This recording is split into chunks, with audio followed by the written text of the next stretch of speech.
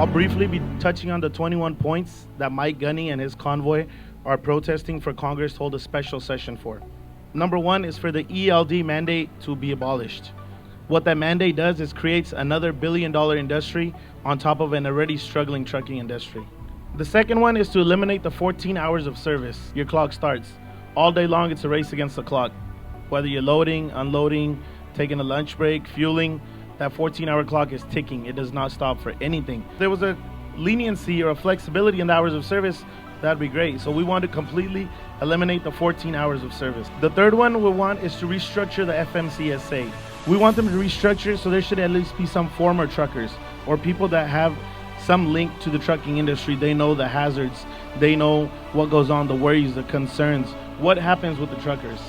The fourth one we want is to abolish speed limiters or split speeds to govern all the trucks to only go 60 or 65 miles an hour. That's not right because every state has its own speed limit. California is 55, you got to Texas and it's 80 miles an hour. The fifth, we want to abolish the CSA scoring. For the sixth, we want them to toughen up on CDL training and to educate the public about commercial vehicles. A 80,000-pound fully loaded truck is going to take a longer time to stop than a car is. You know, when you go take your drive test, one of the requirements should be that you have to safely pass a commercial vehicle on the freeway. Number 7, we want higher standards for driver trainers. The people that are training the drivers, they hold the future in their hands. They should get some kind of certification that says that they are certified by the state or by the federal driver trainer. Number 8, parking availability.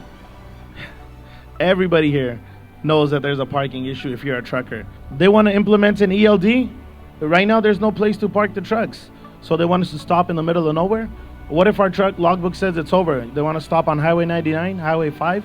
Number 9, fines for shippers and receivers. Everybody knows once you pick up a load, you have a set appointment. You have to be there 9 a.m., 5 a.m., whatever. If you late, Safeway gonna charge you $500. You late, Costco gonna say next day. What about when we go pick up a load and we sitting there almost 1 day, 2 days sometimes?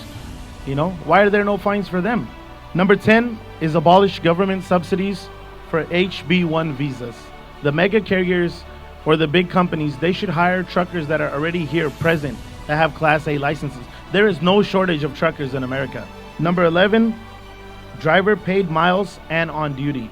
Everybody knows we get paid by the mile. That's not an issue. But what about when we're sitting waiting to get loaded? We're still on duty. You know, our clock, 14-hour clock is still ticking. Does anybody work for free? So why do we have to sit and wait for free? You haul produce and they tell you the first 4 hours are free. Who works for free? We're not getting paid. Number 12 is a driver's right to protection and privacy. This is a very key point here. Driver's protection.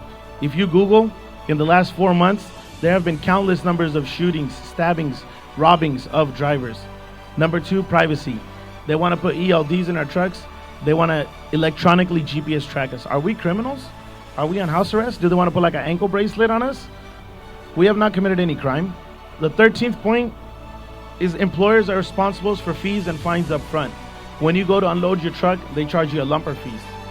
Number 1, when you take in a product to a warehouse, they ordered that product. That's the only reason it's going there. We don't just pick up a load and take it to whichever warehouse looks nicer. So why are they going to charge us to unload the truck for the product they need? The consumers, the buyers, the shippers, whoever should be responsible for that, not the driver. We don't have time to sit there and fumble. They tell you, oh, we need cash only, we need check only. We don't have time for that. 14, limit truck wrecks and ambulance chaser attorneys. You going down the freeway, you see all these billboards. We just want to have peace. We want to heal in peace. If we're in a wreck, we don't want people bugging us, badgering us. Number 15 and 16 are co-related. They talk about emissions control. As everybody knows, California was the only state that required DEF to be put in trucks, and that's why a lot of people had to sell their trucks that were working completely fine. Right now, they have filters that run with diesel exhaust fluid. Once those filters get clogged and you have to get them cleaned, you got to get your filters cleaned. That's a $3,000 to $4,000 bill. And who requires that? State of California. No other state requires that. There should be some kind of program. We can go to the dealership and we can just get our filters cleaned for free. We should not have to pay for that. The 17th is prohibit no idling for truckers. They want everybody to turn off their trucks. You know, if it's minus 10 degrees, you're sitting inside a metal truck, that's going to go to minus 15, minus 20 degrees. Or if it's hot, it's going to be 10 degrees hotter than it is outside. Are we not human beings? Do we not deserve safe working conditions? That's a state requirement, not even a state requirement. That's a God-given right to be able to work in safe conditions. Number 18 is to repeal the statutory acts from MAP 21 and the FAST Act. The mandate that was passed is actually MAP 21, which talks about how trucking companies will be forced to, not only will they be required to put on an electronic logbook, but they have to pay for the cost of it. They have to pay a monthly fees for it.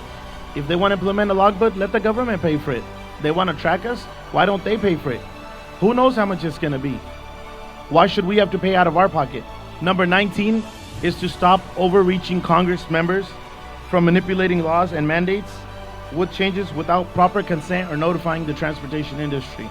There were no public hearings. I want to make that clear. For the ELD mandate, it was passed in a 2012 congressional bill. There was no public hearings. We had no say. If there was a public hearing, we would have definitely gone and protested it. Number 20, once again, talks about repealing CARB and over restrictive California. California is the state that puts the most rules and regulations on the truckers. There's a California Air Resource Board that is separate from the federal ARB.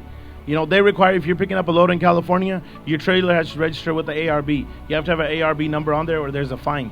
Last but not least is to prohibit the use of tax dollars for giving subsidies to mega carriers. That takes away from road building, from infrastructure. You know, take our tax dollars and fix the roads. Don't just give subsidies to big carriers who in turn give donations to the lobbyists or in turn don't give donations to the congressman. All you're doing is a big circle. You put it in his pocket, he puts it back in your pocket. Use our money for our needs, for our wants. So what about us? Dogs are better than us. You have to keep your car running for the dog or a cat, but a truck driver have to shut off the truck even when it's 120 degrees outside. You go to a warehouse, everybody needs to use the restroom. She said, we don't have the restroom. I was like, you have $1 million warehouse, but you don't have a restroom for a driver who bring your load. I want to thank the Sikh community, guys, because I am blown away by the unity that you guys have shown in the last couple of days. And what I do know is without truck drivers and without trucks, we stop. The city of Fresno stops, the state of California stops, and our nation stops. The services that you provide, that you work so hard for, are so critical to our economy. And that means that the services you provide are so critical to families and neighborhoods. They're critical to having breakfast, lunch, and dinner, to being clothed, to having safe tires on your car, and on and on and on. And I think that it's a bumper sticker that I see on some of your trailers that you tow. And that bumper sticker is, without trucks, America stops moving. And that's true.